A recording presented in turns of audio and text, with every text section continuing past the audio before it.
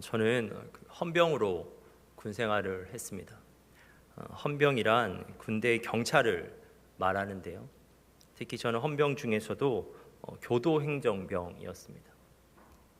즉 군대 감옥, 영창이라는 곳이 있는데 요즘 영창이 없어졌다고 들었는데 저희 때는 영창이라는 곳이 있었거든요. 근데 그 영창을 행정적으로 관리하는 행정병이었습니다. 저의 군 생활 2년 동안 약 100명의 사람이 구속되어 제가 근무하는 영창에 들어왔습니다. 죄명이 굉장히 다양했습니다. 절도, 폭행, 뇌물수수, 군무 이탈, 업무상 횡령, 과실치사, 실수로 사람을 죽인 죄 등 죄명이 굉장히 다양했습니다. 그런데 제가 2년 동안 그 감옥을 관리하면서 기존에 제가 가지고 있었던 생각 중에 바뀐 것이 있습니다. 그것은 감옥에 들어오는 사람들은 굉장히 특별한 사람일 것이다, 혹은 굉장히 무서운 사람일 것이다 라는 생각이었습니다. 하지만 그렇지가 않았습니다. 그 사람들은 저의 주위에 있는 사람들과 별반 다르지 않았습니다. 감옥도 사람이 사는 곳이라서 조금만 있으면 서로 친해집니다. 그러면 그 사람들이 결코 특별한 사람들이 아니라는 것을 알 수가 있습니다. 그냥 그 옆집 아저씨 같습니다. 그냥 동네 친구 같습니다. 저와 농담도 하고 장난도 치곤 했습니다. 특히 제가 감동한 일이 있었습니다. 문척 더운 여름날이었는데 그날은 특별하게 수박이 영창의 간식으로 나왔습니다. 근데 저의 그 아버지 뻘 되는 수감자들이 그때 조금 있었는데 그분들이 제가 더운데 일하느라 고생한다고 자기 수박을 안 드시고 저를 위해서 화채를 만들어 주셨습니다. 그때 이제 저에게 든 질문이 있었어요. 이분들이 착한 것 같은데 왜 지금은 감옥에 들어와 있을까? 나의 주변에 있는 사람들과 별반 다르지 않는 것 같은데 비슷한 성정을 가진 사람들인데 어떻게 감옥에 들어오게 되었을까? 라는 질문이었습니다. 저는 감옥에 있는 그 수감자, 감옥에 있는 사람들과 많은 대화를 나누면서 그 질문에 대한 답을 찾을 수가 있었습니다. 제가 그 범죄의 원리, 범죄의 속성에 대해서 깨닫게 되었는데요. 첫 번째 원리는 범죄의 순간성이었습니다. 감옥에 들어와 있는 사람들은 평소에는 우리와 똑같은 사람들입니다. 그런데 그들에게 그 범죄의 유혹이 찾아왔을 때 순간적으로 그것을 참지 못하고 넘어간 사람들이었습니다. 이런 사람이 있었어요. 누군가가 자기 사업상의 청탁을 하고자 거액의 현금을 가방에 넣어 가지고 와서 자신의 부탁을 들어주면 그 돈을 주겠다고 했습니다. 근데 문제가 뭐냐면 평소 때는 당연히 그 돈을 안 받겠죠. 그런데 그 돈을 받은 사람은 그 당시 정말 경제적으로 돈이 꼭 필요한 상황이었고, 그리고 청탁을 한 사람도 그 어려운 상황을 다 알고 접근한 것이었습니다. 그래서 그는 순간적으로 그 유혹을 이기지 못하고 그 돈을 받았습니다. 그런데 그것은 분명한 뇌물이고 그것이 밝혀지면서 그 사람이 감옥에 들어오게 된 것입니다. 그 사람은 항상 저에게 이렇게 얘기했습니다. 나는 원래 그런 사람이 아니야. 그것은 그저 순간적인 실수였어 라고 저에게 변명하듯 말하곤 했습니다. 하지만 안타깝게도 그렇게 순간적으로 이례적으로 저지른 죄도 분명 범죄였습니다. 그 사람은 결국 재판에서 징역형을 선고받고 그 받은 돈도 다 추징당하게 되었습니다. 그리고 제가 또 한 가지 깨닫게 된 두 번째 그 범죄의 원리가 있는데, 그것은 범죄의 확산성입니다. 유혹에 순간적으로 그 사로잡혀서 죄를 짓게 되면 그 죄가 본래 그 모습대로 머물러 있지 않습니다. 죄가 끊임없이 분열하고요, 확산되어져 갑니다. 자신이 순간적으로 뇌물을 받았잖아요. 그러면 동료들도 뇌물을 받도록 유혹합니다. 자신이 후임을 때렸어요. 그러면 다른 사람도 후임을 때리도록 부추깁니다. 그러한 범죄의 확산은 자기 주변의 모든 사람이 자신과 똑같은 범죄를 저지를 때까지 계속돼요. 그래서 그게 조직 문화처럼 되어버리는 겁니다. 그 뇌물수수와 그 횡령과 그 구타 같은 것이 조직 문화가 되어버리는 거예요. 그래서 그렇게 수많은 공범 중에 단지 하나였던 그 사람은 감옥에 들어와서 저에게 이렇게 말했어요. 다른 사람들도 다 하는 거야. 그런데 나만 걸린 거지. 그것이 얼마나 억울한지 모르겠어. 그는 죄책감보다 억울함을 훨씬 더 크게 느꼈습니다. 하지만 잊지 말아야 되는 것은 다 죄를 저지른다고 해서 그게 죄가 아닌 것이 아닙니다. 그것이 범법이면 그도 분명 죄를 지은 것입니다. 그런데 이러한 범죄의 속성, 순간성, 확장성은 우리의 영적 죄악에도 그대로 적용된다는 것을 우리는 오늘 본문을 통해서 확인할 수가 있습니다. 오늘 본문은 우리가 너무나 잘 알고 있는 인류 최초의 범죄의 현장입니다. 그런데 오늘 본문에서 이러한 범죄의 순간성이 너무 잘 드러납니다. 이상한 일이 벌어졌어요. 하와가 그 선악과를 본 것이 그날이 처음이 아니었습니다.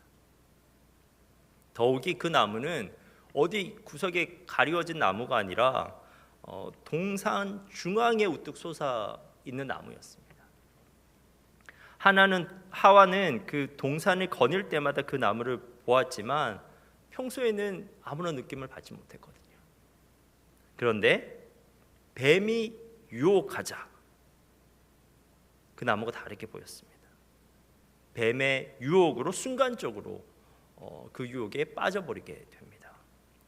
평소에는 생각하지도 못했던 현상, 곧 그 열매가 먹음직하고 보암직하고 탐스럽게 보이는 현상이 그에게 갑자기 나타났고 그녀를 사로잡고 말았습니다. 6절입니다. 여자가 그 나무를 본즉 먹음직도 하고 보암직도 하고 지혜롭게 할 만큼 탐스럽기도 한 나무인지라 여자가 그 열매를 따먹고. 하와는 그렇게 순간적으로 유혹에 빠져 죄인이 되고 말았습니다. 범죄의 확산성 또한 이 6절에 나옵니다. 다시 6절입니다. 제가 6절 전체를 읽어보면 여자가 그 나무도 본즉 먹음직도 하고 보암직도 하고 지혜롭게 할 만큼 탐스럽기도 한 나무인지라 여자가 그 열매를 따먹고 자기와 함께 있는 남편에게도 주매 그도 먹은지라. 순간적으로 하와가 먼저 범죄했고 그 후에 하와가 아담을 공범으로 끌어들입니다. 하와의 부추김으로 아담도 열매를 맛보게 되었습니다. 하지만 하나님은 그 범죄의 책임을 하와에게만 물으신 것이 아닙니다. 아담에게도 물으셨습니다. 아담은 하와가 선악과를 줘서 먹었다고 변명하였지만 결국 아담도 선악과를 먹은 것입니다. 그도 죄를 지은 것입니다. 그런데 사실 우리도 아담과 하와와 같은 똑같은 방식으로 죄를 짓고 있습니다. 우리도 순간적으로 유혹에 빠져 죄를 짓고, 그리고 만연해 있는 타인의 죄에 물들어 죄를 짓습니다. 그것은 순간적인 실수였다고, 그리고 다른 사람이 다 하는 것이라고 우리가 변명할 수는 있지만, 그렇다고 해서 우리가 죄를 짓지 않은 것이 아닙니다. 순간적이든 보편적이든 그것은 분명히 죄입니다.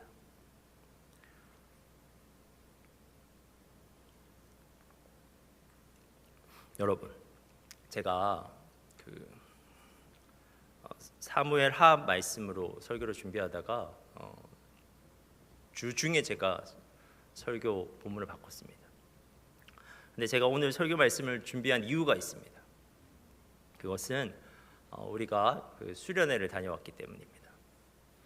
그리고 지난 주일 영화 설교를 통해서 은혜를 받았기 때문입니다. 분명 우리는 수련회를 통해서, 그리고 지난 주일의 영화 예배를 통해서 나름대로 죄로부터 멀어지는 삶을 결단했을 것입니다. 그런데 여러분, 여러분의 지난주의 삶은 어떠하셨습니까? 여러분은 여러분의 결단들을 잘 지켜내셨습니까? 혹시나 하는 마음에 제가 이런 설교를 준비한 겁니다. 근데 제가 감히 예상해 보면 쉽지 않았을 겁니다. 왜냐하면 사탄은 우는 사자와 같이 우리를 삼키기 위해서 도사리고 있고 얼마나 열심히 일하는지 모릅니다. 언젠가는 정말 나도 모르게 순간적으로 나를 낚아채기도 하였을 것이고, 또는 사회적으로 너무 그게 보편화되어 있어서 나도 모르게 그 죄악에 물들기도 하였을 것입니다. 사실 우리가 그 죄악으로부터 벗어나 보고자 노력해봐야 그게 진짜 어려운 건지를 알게 됩니다. 나는 그 죄악으로부터 자유하다고 자신 있게 말할 수 있는 사람은 오히려 한 번도 그 죄악으로부터 벗어나려고 노력해보지 않은 사람입니다. 정말 그것을 노력해봤다면 자신 있게 말할 수가 없습니다. 그런데 여러분, 만약에 여러분의 결단을 지켜내지 못했다면, 지난 주일에 우리가 수련회 때 은혜 받았음에도, 그리고 지난 주일 예배 가운데 은혜 받았음에도 바로 그 결단을 지키지 못하고 무너졌다면, 여러분 그때 어떠한 생각을 하셨습니까? 혹시 이러한 생각은 아닙니까? 또 망했네. 그러면 그렇지. 그 결단이 유지될 리가 없지. 이미 망해버렸으니까 그냥 예전처럼 살아야겠다. 다음 수련회 나 기약하지 뭐. 근데 그러한 생각이야말로 위험한 생각입니다. 그러한 생각이야말로 사탄의 계략에 완전히 이제 말려 들어간 것입니다. 사실 우리는 여전히 죄인입니다. 수련회 한번 다녀온다고 해서, 예배를 한번 은혜롭게 잘 드렸다고 해서 우리가 단번에 의인이 될 수가 없습니다. 앞으로도 순간적인 유혹 앞에 수도 없이 무너질 것이고, 보편적인 죄악에 젖어 있는 우리 마음도 그렇게 쉽게 변하지 않을 겁니다. 우리가 이러한 죄인이란 사실은 슬픈 일입니다. 하지만 더 슬픈 일은 우리가 죄인이라는 사실이 부끄러워서 하나님으로부터 멀어지는 것입니다. 그것이야말로 사탄이 가장 궁극적으로 노리는 것입니다. 죄를 짓게 하는 것 자체가 목적이 아니라 하나님으로부터 멀어지게 하는 것이 그들의 궁극적인 목적입니다. 오늘 본문의 아담과 하와도 그러한 사탄의 계략에 완전히 넘어갑니다. 7절과 8절입니다.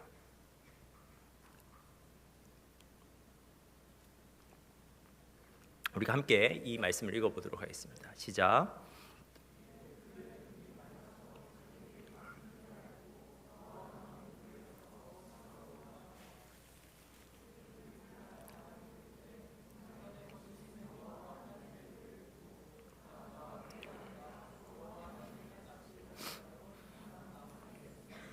에덴 동산에서 그토록 하나님과 친밀하게 지냈던 아담과 하와는 죄를 지은 것이 너무나 부끄러워서, 그리고 그 죄로 말미암아 하나님을 너무 두려워해서 하나님의 얼굴을 피하여 숨어버렸습니다. 하지만 이러한 행동은 죄에 대한 올바른 행동이 아닙니다. 그러한 행동은 사실은 죄에 대한 최악의 행동입니다. 그렇다면 이제 우리가 어떻게 해야 하는가? 이미 이전과 같은 죄를 지어버린 우리는 어떻게 해야 되는가? 다시 저의 군생활 이야기로 한번 돌아가겠습니다. 제가 교도행정병으로서 매일 해야 되는 일과가 하나 있었습니다.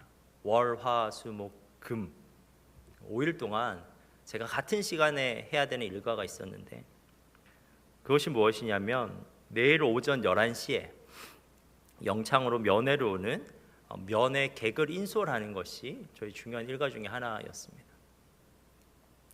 면회는 제가 그 면회 객들을 영문에서 버스에 태워서 그 영창으로 데리고 오는 것으로 시작합니다. 제가 호송용 버스를 타고 그 문으로 가서 거기에서 면회 신청한 사람들을 제가 데리고 영창으로 데리고 왔습니다. 그 영창에 도착하면 먼저 소지품 검사를 합니다. 그리고 그 전투복을 입고 경봉을 허리에 찬 계호병들이 이제 각 면회팀에 배치되게 되고, 제가 그 계호병까지 면회팀에 배치가 되면 제가 그 자물쇠 3개가 이제 있는데, 제가 열쇠를 열어서 그 면회 온 사람들을 호명하여 그 영창 밖으로 나오게 합니다. 그래서 그 영창 접견실에서 수감자들과 그 면회객들이 만납니다. 그런데 그 제가 평소에 면회 때보다 특별하게 긴장할 때가 있는데, 그때가 언제냐면 신입 수감자의 첫 면회 때입니다. 그 어떠한 상황이 발생할지 아무도 모르잖아요. 아들을 면회온 아버지가 너는 이제부터 내 아들이 아니다 하면서 대뜸 뺨을 후려칠 수도 있는 거니까, 적어도 저는 그런 상상을 많이 했고, 그러한 돌발적인 상황에 대해서 제가 계호병들에게 준비시키고는 했습니다. 하지만 저희 군생활 동안 그런 일이 한 번도 안 일어났습니다. 오히려 그 부모님이 그 아들을 면회할 때 그 분위기는 저희 예상과는 되게 달라요. 열쇠로 자물쇠를 열면 문이 열리고 저기서 이제 수감자가 걸어 나옵니다. 그러면 자기 아들을 본 엄마 아빠가 있잖아요. 그럼 엄마는 바로 주저앉아서 웁니다. 그리고 결국 이제 아들을 맞이하는 것은 아빠예요, 아빠. 아빠가 아들을 이제 보면 그 아빠의 첫 마디는 항상 말이 똑같습니다. 신기할 정도로. 제가 많은 케이스를 보진 않았지만 그 케이스 안에서 90%는 이 말로 그 아들과의 대화를 시작해요. 그 말이 뭐냐면요, 밥은 잘 먹고 옵니까? 밥은 잘 먹나? 밤에 잠은 잘 자고. 이게 재밌지 않습니까? 이게 그 아픈 아들을 병원에 면회하러 가는 것이 아니라 그 죄를 지은 그 아들을 영창에서 하는 그 면회의 첫 말이 뭐냐면요, 밥은 잘 먹고 잠은 잘 자느냐는 겁니다. 아들이 죄를 지었다는 사실은 물론 부모님에게는 엄청난 실망감이 되었을 겁니다. 그걸로 인해서 분노도 있었겠죠. 하지만 부모님이 그러한 실망에도 불구하고 그 부모님에게 가장 관심 있는 것은 무엇이냐면요, 그 아들 그 자체입니다. 아들이 건강하게 잘 있는지 그거를 가장 먼저 확인하고 싶은 것이 그 부모의 마음인 것입니다. 죄를 짓고 감옥에 들어와 있는 아들도 아버지의 면회 신청을 받아들이기만 하면요, 아버지로부터 얼마든지 용서받을 수 있습니다. 아들은 죄를 지었지만 아들은 아들입니다. 아들의 죄에도 불구하고 여전히 아버지는 아들을 사랑할 수밖에 없는 존재입니다. 그런데 하나님은 육신의 아버지보다 우리를 더 사랑하시는 분입니다. 사실 육신의 아버지는 만약에 그게 첫 번째 죄라서 그렇지, 그 죄가 계속 반복해서 계속해서 감옥에 들어가게 된다면 그 아들을 포기하기도 할 것입니다. 하지만 하나님은 그러한 법이 없으십니다.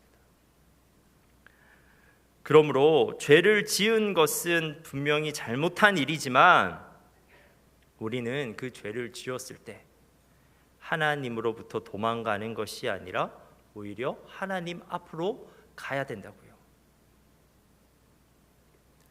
우리가 죄인임을 깨닫는 것, 그러나 죄로 말미암아 하나님으로부터 멀어지는 것이 아니라 오히려 하나님께로 담대히 나아가는 것, 그것이 죄를 지은 우리가 취할 수 있는 최선의 방법입니다. 오늘 설교 제목이 범죄의 원리, 범죄의 속성이었는데요, 죄악은 순간성과 확장성이 있다는 것입니다. 그러므로 우리가 그러한 죄악의 속성을 알아 민감하게 대응해야 한다는 것이죠. 그런데 그러한 죄악의 속성을 잘 알고 있어도 우리가 여지없이 넘어질 때가 있습니다. 수도 없이 넘어집니다. 그래서 사실은 죄악의 속성을 아는 것보다 더 중요한 사실은 하나님의 속성, 하나님의 성품을 아는 것입니다. 여러분, 하나님은 죄를 미워하십니다. 하지만 하나님은 그분께 돌아온 죄인은 언제나 용서하십니다. 우리는 죄를 짓는 것을 쉽게 생각해서는 안 되지만, 그렇다고 죄로 인해서 하나님을 떠나는 것을 쉽게 생각해서는 더 안 된다고요. 우리 그림을 하나 보겠습니다. 여러분, 이 그림 아십니까? 네덜란드의 17세기 화가인 렘브란트가 그린 그림입니다. 누가복음 15장에 나오는 예수님의 비유, 탕자의 비유를 묵상하고 그린 돌아온 탕자라고 하는 작품입니다.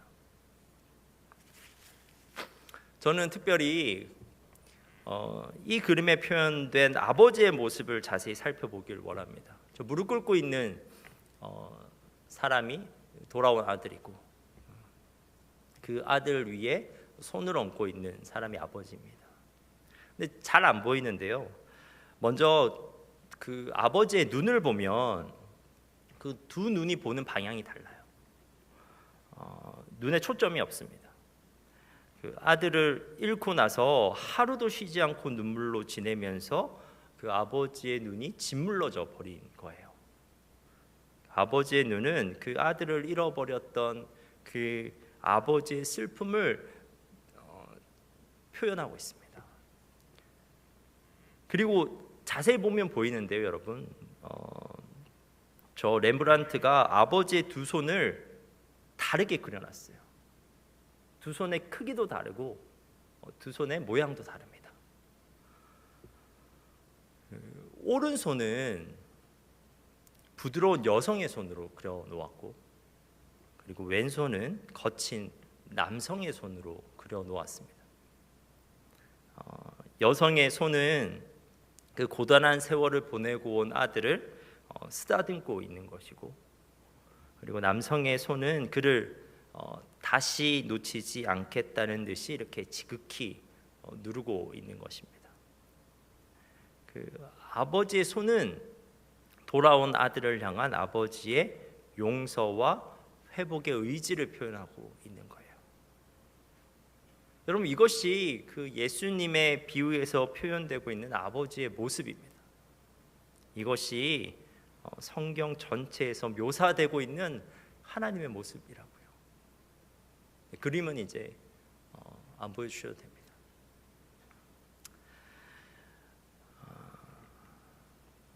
설교를 마무리하려고 합니다. 사랑하는 여러분, 사탄의 궁극적인 목적은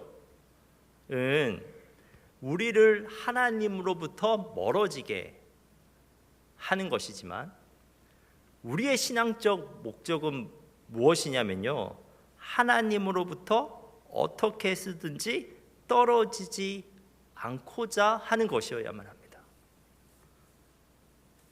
여러분, 지난주에 실패하셨습니까? 물론 그 죄는 잘못한 것입니다. 우리가 짓지 말았어야 하는 죄입니다. 하지만 그 죄 때문에 다음 수련회를 기약해서는 안 됩니다. 오늘부터 다시 시작해야죠. 오늘부터 다시 일이라는 마음으로 우리가 하나님께 나아가야 되는 것입니다. 우리가 죄에서 멀어질 수 있는 것은 애당초 우리의 결단만으로는 불가능한 것입니다. 하나님께서 하실 수 있는 것입니다. 그러므로 우리는 하나님을 붙잡아야 합니다. 실패해도 하나님을 놓치면 안 됩니다. 다시 하나님께 나아가야 합니다. 신앙이 성숙해진다는 것은 하나님께로 돌아가는 시점이 점점 빨라지는 것입니다. 신앙이 가장 미성숙한 것은 그거예요. 수련회 때 은혜 받고 고점이었다가 다음 수련회 때까지 계속 떨어지는 겁니다. 그리고 그 수련회 때 다시 은혜 받고 올라가는 것. 이게 가장 그 신앙적으로 더 미성숙한 거는 수련회 때 은혜 못 받는 것도 있겠지만, 그러나 우리가 신앙적으로 성숙한다는 것은 무엇이냐면요, 진 폭이 줄어드는 거예요. 떨어질 때까지 끝까지 떨어지도록 그냥 놔두는 것이 아니라 최대한 빨리 회개하고 하나님께로 돌이키는 거예요. 그래서 진폭도 줄어들고 진동 주기도 줄어드는 것, 그것이 신앙이 성숙하다는 것입니다. 그런데 그렇게 반복하는 것이 너무 무의미해 보이지만 그게 그냥 똑같이 반복되는 것이 아니라요, 그 과정 가운데 사실 우리의 신앙 그래프는 우상향하게 되어 있습니다. 하나님은 그러한 과정을 통해서 우리의 신앙을 성숙해 가시고, 그리고 우리가 죄로부터 점점 멀어지고 점점 하나님과 가까워지도록 하십니다. 사랑하는 청년 여러분, 다시 하나님께로 돌아갑시다. 계속 하나님께로 돌아가면 돼요. 오늘 결단하고 내일 결단하고 또 결단하면 됩니다. 하나님께로 돌아가고자 하는 결단은 빈도가 잦을수록 좋아요. 그 결단은 언제나 신앙적으로 유익합니다. 우리의 신앙적 목표가 하나님과 가까워지는 것이라는 것을 여러분 잊지 마십시오. 우리의 매 예배가 여러분에게 그러한 결단의 시간 되길 바랍니다. 기도하겠습니다. 하나님, 우리가 다시 하나님께로 돌아갑니다. 우리가 죄인이므로 하나님으로부터 떠나는 것이 아니라 우리가 죄인이므로 더욱 하나님께 나아가도록 하옵소서. 우리가 하나님께로 돌아갔을 때 우리를 결코 포기하지 않으시는 하나님, 기필코 우리를 죄로부터 건져내시는 하나님을 우리가 경험하게 하옵소서. 예수님의 이름으로 기도합니다.